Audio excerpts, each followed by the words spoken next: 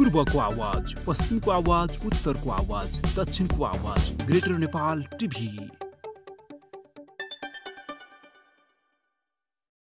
यी अपराधीहरूलाई देशद्रोहमा मृत्युदण्ड दिनुपर्छ कि पर्दैन? नमस्कार, म विवश बुढाथोकी।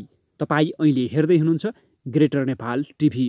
नेपाल सरकारले पुस्तकका रूपमा प्रकाशित गरेको तर पीडीएफमा नराखिएको एमसीसीसँगको सम्झौताको सुरुको पृष्ठभूमि नाम दिएको शीर्षकको तेस्रो अनुच्छेदमा मिलेनियम च्यालेन्ज कर्पोरेसनको अक्टोबर 2, 2018 को पत्र मार्फत उक्त सम्झौता कार्यान्वयनमा जानु पूर्व नेपालको सांसदबाट अनुमोदन हुनुपर्ने व्यवस्था कम्प्याक्टमा भएको कुरा उल्लेख गरिएको छ।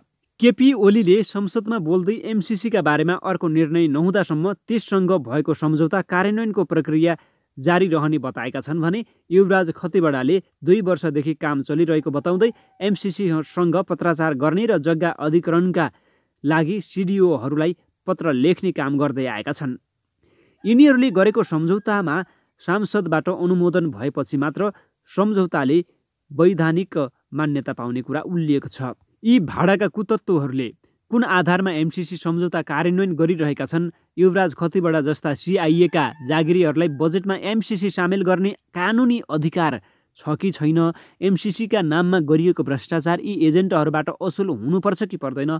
सम्झौतामा उल्लेख गरिएको प्रावधान समेत लुकाएर जबरजस्ती गर्ने यी अपराधीहरूलाई देशद्रोहको आधारमा अथवा अपराधमा मृत्युदण्ड दिनुपर्छ कि पर्दैन? मिडियामा पीडीएफका रूपमा सार्वजनिक भएको एमसीसीसँगको मूल दस्तावेजमा सुरुको अध्याय छैन। त्यस अध्यायको नाम पृष्ठभूमि भनेर राखिएको छ र त्यसमा एमसीसी सम्झौता देखिएको सबै प्रक्रियाको उल्लेख गरिएको छ। पृष्ठभूमि नामको शीर्षकको 1 नम्बर बुदाको 1 अन्तर्गत क देखि च सम्मका प्रावधानहरू अध्ययन गर्न जरुरी छ।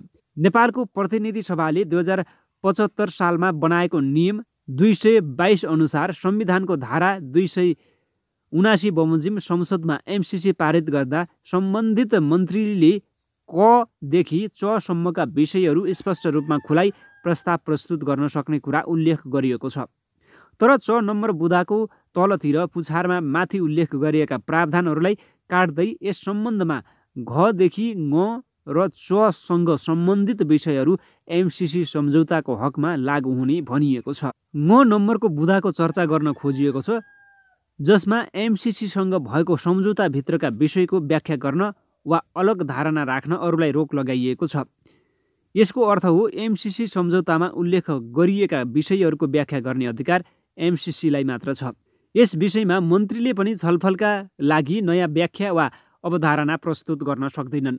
एमसीसीमा उल्लेखित विषयहरूको व्याख्या गर्ने कुरामा अमेरिकीहरूले यसरी हातमुख बन्द गरेर हस्ताक्षर गराएको र यसको पक्षमा चुपचाप अथवा गुपचुप रूपमा नियमावली समेत बनाउन लगाइएको देख्दा देख्दै एमसीसीको बोर्डमा बस्ने, नेतागिरी गर्ने, जनताको करमा जागिर खाने र कथित पत्रकारिता गर्ने केही अमेरिकी दूतावासका सूचना सङ्कलकहरूले एमसीसीमा मालिक आफै होलान् जस्तो गरेर त्यसको व्याख्या गरिरहेका छन्।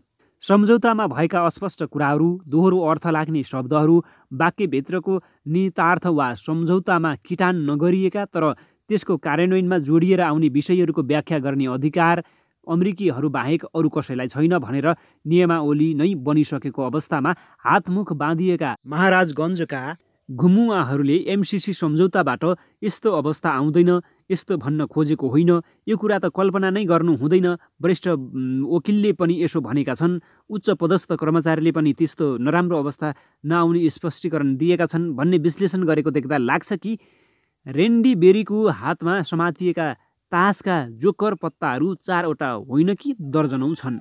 सूचना सङ्कलक, घुमुवा कर्मचारी, हन्डीमारा एनजिओ आइएनजिओका जागिरीहरू भनेका अराएको काम गर्ने निम्न कोटिका प्रमाणित हुन्। यिनीहरूको स्वतन्त्र अस्तित्व नहुने भएकाले आदेश बमोजिम काम गर्नुपर्छ। घाँटीमा टाई कसेर वा हातमा कलम दौडाएर मात्र मानिस बन्न सकिने भए दुनियाँको तस्बिर बेग्लै हुन्थ्यो। नेपाल त यस्तो सङ्कटमा फस्दैन थियो। अमेरिकनहरूका लागि मात्र संविधान कुल्चनुको कारण के हो? संविधानले शान्ति र मैत्री सन्धि, सुरक्षा एवं सामरिक सम्बन्ध सम्झौता नेपाल राज्यको सिमाना र प्राकृतिक स्रोत तथा त्यसको उपयोगको बाँडफाँडसँग सम्बन्धित सन्धि वा सम्झौतालाई संसदका दुवै सदनको 2/3 सदस्यहरूको बहुमतका आधारमा गर्नुपर्ने व्यवस्था गरेको छ।